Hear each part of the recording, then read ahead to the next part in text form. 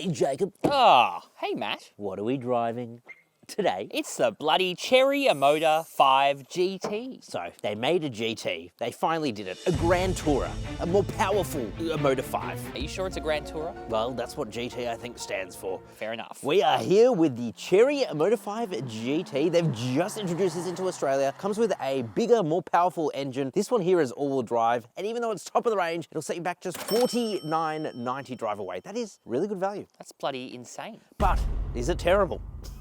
Well, It very well may be. We're going to answer that in today's video because there are some things that I don't love about it, but overall, I think you'll agree with me that it provides some pretty phenomenal value, but some things that may be a deal breaker for you. So today we're going to take you for an exterior tour of the Chery Omoda 5 GT. We're going to check out the interior, see its practicality. We're going to launch it, test it 0 to 100 kilometers per hour. We're going to drive it, give it lots of the sauce, and then I'm going to end on our final thoughts. Should you buy a Chery Omoda 5 GT? Very well maybe. Let's get into it. Let's do it. Alrighty, Jacob, let's start with the price. Price? Yes. I thought you were going to say with the grill.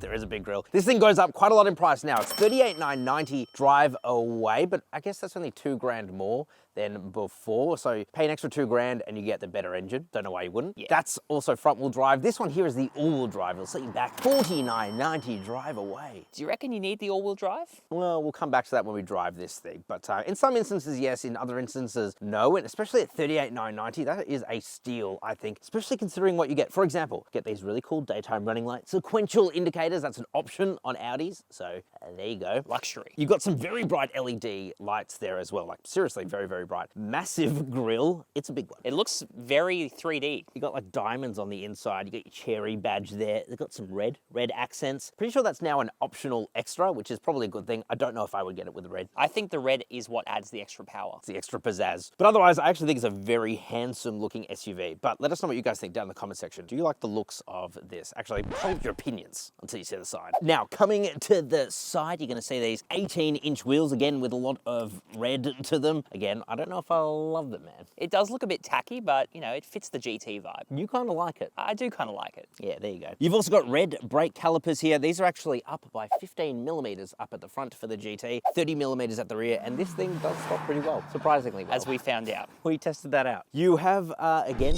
blacked out mirror caps with some red accents. You've also got a 360 camera. This thing has an amazing 360 camera. I don't know what it is with these Chinese brands, man, and their 360 cameras. I don't know how they do it. And then when you especially compare it to like a Mitsubishi ASX, which we are reviewing at the moment, which has a poo quality camera for similar pricing, I don't know. Down the bottom, you have more red accents. Also, there's no keyless entry and go, at least on the passenger side, but you don't need it because, for example, if you walk away with the key, it'll just lock itself, which is awesome. You walk up to the car too, and it will unlock itself, and then you can open it up. So you don't really need that sensor in the door. Pretty cool stuff, man. That is pretty cool, except in like niche circumstances. I love the way it sounds. Oh. It didn't have you like that done? one. Unfortunately, no privacy glass there, which does kind of suck, but you do have that floating roof design, which everyone seems to love. And otherwise, it's a big fat little SUV. It's a little SUV. It's a GT. It's a GT. Let's check out the bum. Let's do it. Check this out, guys. I love this feature. You walk up to the back of the car and the lights do a little dance. That's bougie. How cool is that? So that only comes on the like upper specs, but it's actually everything except for the base model in the Chery range, whether you go for the GT or the smaller little 1.5 litre turbo. Here you've got some very nice 3D effect lights there. You've got the Chery badge too, a Motor 5 spelt out. Also the GT badge. Kind of glad it has that because on the other model it says like 230T and that stands for the newton meters, but it's only the newton meters in China, where in Australia we get 210 newton meters. I think they'll get rid of that. It never really made sense, but now it actually makes sense. Here you've got some faux carbon fiber, and I don't know how they do this, man, because it's literally like one piece of plastic. I don't know how this is carbon fiber, but this is not. I think it's a sticker.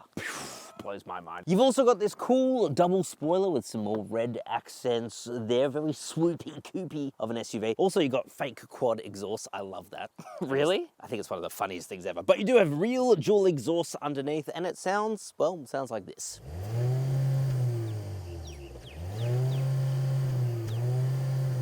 Wasn't that a symphony on the ears? Absolutely incredible. I just kind of wish they did have like a sports exhaust like the Haval H6 GT, which to be honest is really not our favorite car. But if you want to learn more about that, I'll link that down below. Check this out. Up on 3, 1, 2, 3.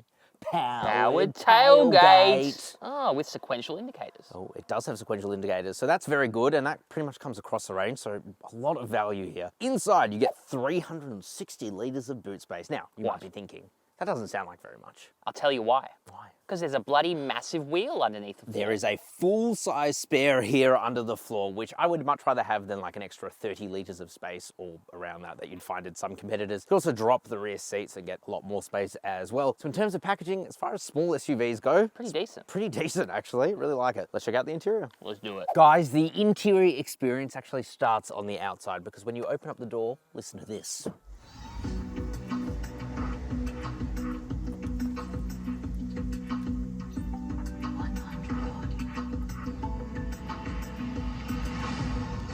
Alrighty, Daddy Jacob. It's time to talk about the interior. Yeah, this place is, it's a pretty nice place to be. It's a pretty nice place to be, guys, I'm not gonna lie. And this is like across the range, so you get a very, very well-equipped car. Anything you could really want in like an $80,000 car is almost guaranteed to be here. New for 2024, you actually get a bigger, faster, more powerful wireless charger, 50-watt charging. Bloody hell, that'll get pretty hot. It's so powerful, it gets hot, and it's got a little aircon vent here, which is pretty impressive That is too. pretty cool. And it only turns on when your phone is there. So your phone will be blasted with nice cool air, and it will actually mean that it can achieve 50-watt charging if your phone is capable of it. That's a lot of words, bro. You know what I love, Jacob? What do you love? Soft touch materials everywhere. It's actually really quiet in here because the other thing they do, Jacob, especially on these high grades, is they add acoustic glass. Jeez, you don't see that till much more expensive. Yeah, so it's actually relatively quiet in here too. It's also nice and bright thanks to this sunroof up here. No, it's not a panoramic sunroof. It's actually still pretty large, and of course you can open it. This is pretty cool too. You got these copper highlights that kind of go all around the interior. Very Cupra-esque, but don't mind it, to be honest. Fake wood grain there. You've also got some piano black plastic, but there's some coloring within there because this thing has ambient lighting, and yes, your whole interior can just change to whatever bloody color you want. You've also got your Sony sound system, and that actually sounds pretty damn good. Usually Chinese cars have just been terrible. They've just been so bad for their audio. I think they've got really good software now that enhances that. To be honest, the acoustics in here are very good, maybe because of that acoustic glass. In terms of technology, I guess it's a little bit of a mixed bag. I'm kind of cherry picking here. Oh! This display here, look, it's not the biggest out there, though it's totally fine. You do have wired Apple CarPlay and wired Android Auto. Would have been better if they were wireless. You now get digital radio across the range, which is very good to see. It's fine. It works okay. Pull down menu from the top and you've got your aircon controls. Pull from the right and you've just got a bunch of quick functions there. You've also got your physical-ish climate controls here, although it is on piano black plastic.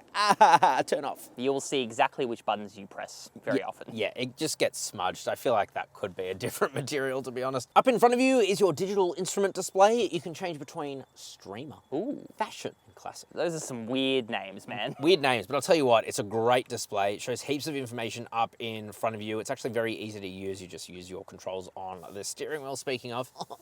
Feels really nice in the hands. Chery badge there too. Not that that really does anything, but it is D-cut, feels very sporty. You've also got a little driver monitor up in front of you, which is very annoying. Get rid of it. Not good. Put blue tack over it. Yeah. Well, Jacob didn't just say that. But you can turn it off every time you drive, so that's what I do. Practicality in here for a small car is really impressive. So, massive glove box here. You've got this open storage area here with 2 USB ports, 1 USB-C, 1 USB-A. It's kind of annoying, though, that this is where you plug in your phone because it doesn't translate well to right-hand drive. But anyway, you've got a 12-volt socket here as well. A couple of cup holders, of course, with ambient lighting. Here is a nice soft center armrest. Open that up. There's quite a bit of storage in there, and it's got an aircon vent. What? And that is to keep drinks cool. For example, you got a can in there, you can keep it nice and cool. I love that. That's such a cool attention to detail. Attention to detail. I seriously don't understand why more cars don't have that. Also got some very nice seats here. At first, I was quite worried that they weren't going to be very supportive because, again, that's been kind of an issue that Chinese cars have had, but actually it's very supportive. And I've done big trips to the country in this thing's brother with the same seats, the Tiggo 7 Pro. If you want to watch that, I'll link that down below. But essentially, these seats are very, very comfortable despite not having any adjustable lumbar support. But both sides here are automatically adjusting, which again is an awesome feature. And even in like $100,000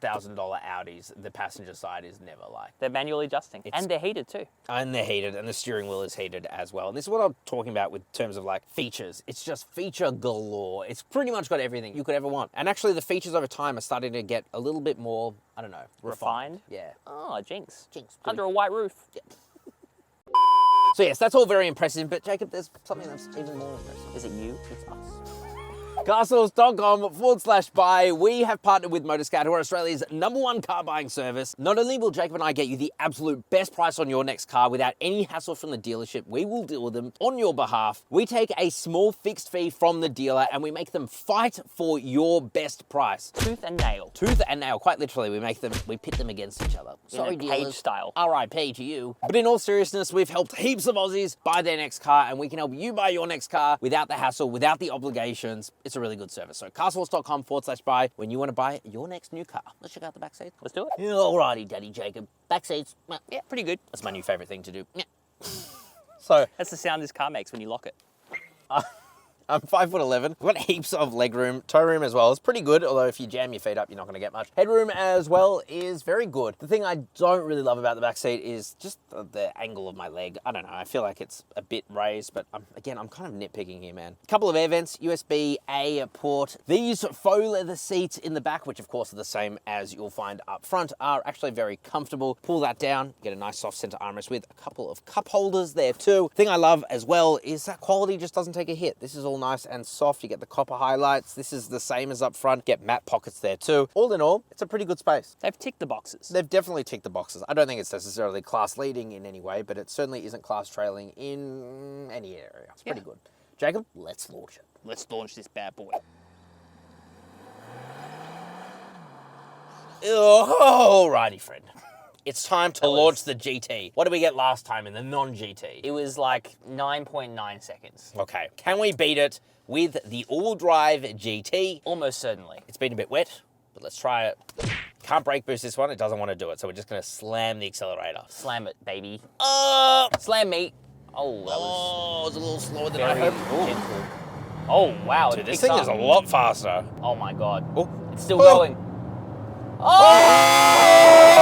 Is that what you'd expect? Yeah, it's about right. Yeah, 0 to 108.4 seconds. I wonder if the front wheel drive is a little bit faster because it doesn't have powertrain loss in sending power to the rear. Bloody powertrain loss. Anyway, 8.4 seconds. That's actually pretty damn good. Not bad. All right, let's try this thing normally. Let's do it. Alrighty, Daddy Jacob, time Back to in the drive Chery. the Chery. We're gonna put the car into sport mode. Ooh, got so many driving Are modes. you ready for this? I think. Okay. That's quite a bit faster than I remember, man. All right, so Whoa. this thing is significantly faster than before. So you can get this with the 1.5 litre turbo petrol engine. That also has a CVT. We've reviewed that before. So if you guys want to go watch that, we'll link that down below. But essentially that had 108 kilowatt of power, 210 newton meters of torque. It was fine. It got the job done. It got the job done. It wasn't remarkable. And then they've just shoehorned in this 1.6 litre turbo petrol engine. So it's just essentially a larger engine, slightly, right? 0.1 of a litre. Yeah, and That's that 100 makes mil. quite a bit of difference, It apparently. makes a huge difference. Yeah. 20% more power, 30% more torque. Put your foot down. Oh, This thing, it Oh, genuinely yeah. shits. So now it puts out 137 kilowatt of power, 275 newton meters of torque. that's a healthy torque bump. That Jeez. matches its bigger brother, the Tiggo 7 Pro, and if you want to go watch that review, I'll link that down below. But considering this is a smaller car, Way lighter, too. I think it kind of deserves the GT name because, yeah, you put your foot down, the 7-speed dual clutch definitely takes a second to register. Yeah. But once it does, it just goes. And this is kind of the negative of the car as well. So the 7-speed dual clutch is kind of a double-edged sword. So yes, it's great when you're just rolling along the road, you put your foot down, dual clutches are fast to respond, they upshift really quickly too. You don't notice it. No. It's when you're around town that this thing can start to feel a little bit more cumbersome, I suppose. Yeah, and it gets that lurchy dual clutch feel, doesn't it? It does. It hasn't been a huge issue, to be honest, and you can turn off the auto stop start, which makes it a lot worse, but nope, it's dragging this across, boom. So it's pretty easy to do, and it actually stays off, which is awesome, but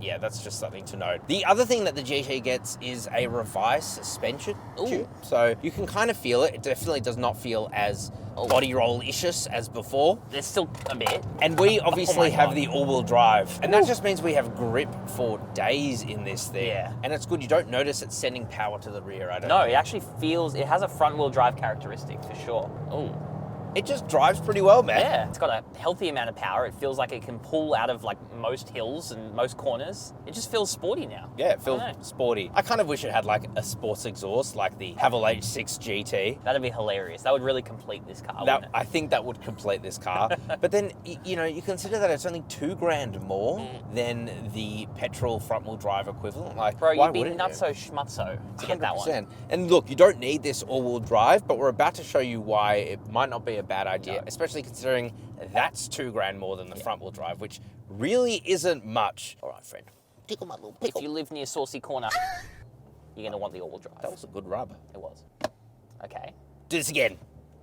The car doesn't seem enthused by my rub. Oh, come on. It feels good, man. It just feels like it's got the power it really needs. This is very no, fast. Oh, it's bogging hard. Yeah. Oh, come on. Understeering up corner 1. Yeah. Come on, what about corner two? number 2? Oh, jeez.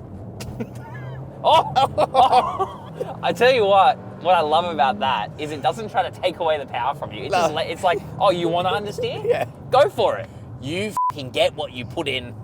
The input equals the output. Yeah, 100%. Very good. Not Okay. bad. I say very good. It was not bad. Yeah. Not bad. Yeah, it's not bad. Better than the ASX up that hill, I think. Oh, definitely. Friend, the other thing that this just does really well, and one of the things it does better than pretty much all of its competitors at this price point, is the autonomous driving. And it's actually been partially blocked by our GoPro, so it hasn't beeped at us yet, but it's really easy to turn off. Oh, where is it? Oh, no. Right there. There you go. Good night. So you Goodbye. can turn that off. It stays off for the rest of the drive, but it does turn on every other time you turn on the car. The other thing is the lane centering, the adaptive cruise control. That all just works very well. Yeah, I mean, look, got at this no price complaints. point, like, it's amazing you even get those things. Honestly. I don't know, man. Big upgrade from the GT. I don't know why you wouldn't buy the GT over the 1.5, especially because as well, dude, the fuel economy is also way, way better. So we were getting like close to 12 litres per 100 kilometres in the other one, 8.9 litres per 100 kilometres, and that includes this bout of idiocy on the roads. On the highway, I was getting about 7.2 litres per 100 kilometres, and that's pretty damn good for an all-wheel drive, performance-y SUV. I like it. It's an upgrade in every way, I think. Yeah. All right, let's get into our final thoughts. Let's do it. Alrighty, Daddy Jacob. Final thoughts on the Chery Omoda 5 GT. Bro, you know what? This thing, I think it needed that extra power. A little bit of pizzazz. Bit of razzle-dazzle. Bit of razzle-dazzle. I totally agree. I think that this new drivetrain is definitely the one I would get, especially considering it's only $2,000 more for the front-wheel drive versus the grade below with the 1.5 litre. Like, you'd be nutso schmutso not to do it. But let us know what you guys think down in the comment section. Would you buy a Chery Omoda 5 GT? And of course, if you want to buy one of these or any other car, head to carsauce.com/buy. We'll get you the best deals. We absolutely will.